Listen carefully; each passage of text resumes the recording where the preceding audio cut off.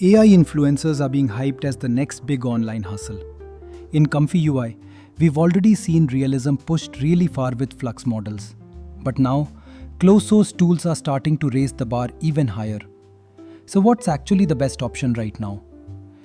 In this video, I'll break down the pros and cons of different approaches, share the trends I'm seeing around realism, and show you how creators are actually turning AI influencers into income on FanView. One of the fastest ways people are jumping into AI influencers right now is with platforms like Picasso. You don't need to know anything technical, you just need to generate a photo and use simple face swap. I know it sounds like basic and couldn't possibly work. I actually have made an AI influencer on YouTube for a client which currently has around 32,000 subscribers. And it was all made by simple face swap like this, without training a LoRa. You can also train your own face model here and then create images based on your prompts. So Picasso is great if you just want something quick and simple. Let's talk about what's actually happening in AI influencers right now. For a while, Comfy UI was king. Flux workflows were giving us realism that blew people's minds. I was building influencer-style Insta profiles for clients, and honestly, some of those characters looked too real for comfort. Back then, the recipe was straightforward. Train a LoRa on Flux with AI Toolkit, run it through a clean Comfy UI workflow, upscale it hard, 1.5 times, even 2x, and the outputs were jaw-dropping. But here's the shift. Closed source models have started to overtake that. If you've seen those TikTok or Instagram accounts where you're convinced it's a real human, 9 times out of 10, it's a closed source model under the hood. And right now you can't run those inside Comfy.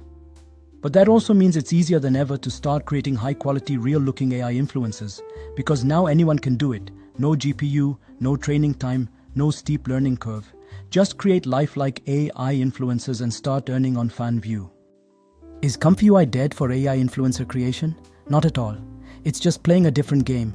Closed models on platforms like Picasso give you quick, polished results. You type something, and it looks great instantly. But Comfy UI, that's for creators who like to build their own style.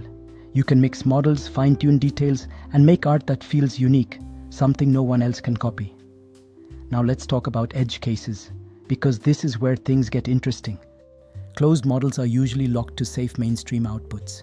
Comfy UI doesn't have those restrictions. That's why NSFW creators, or people working in very specific niches, rely heavily on it.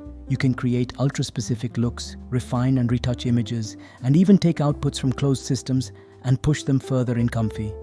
The tools have become so powerful that one person, sitting with a laptop, can create content that looks like it came from a full production house. That's why FanView is becoming the home base for AI creators. If you can build a character people connect with, you can make a living from it. That's all for today. These were just some of my personal observations that I wanted to share, and there's plenty more on the way. Don't forget to subscribe.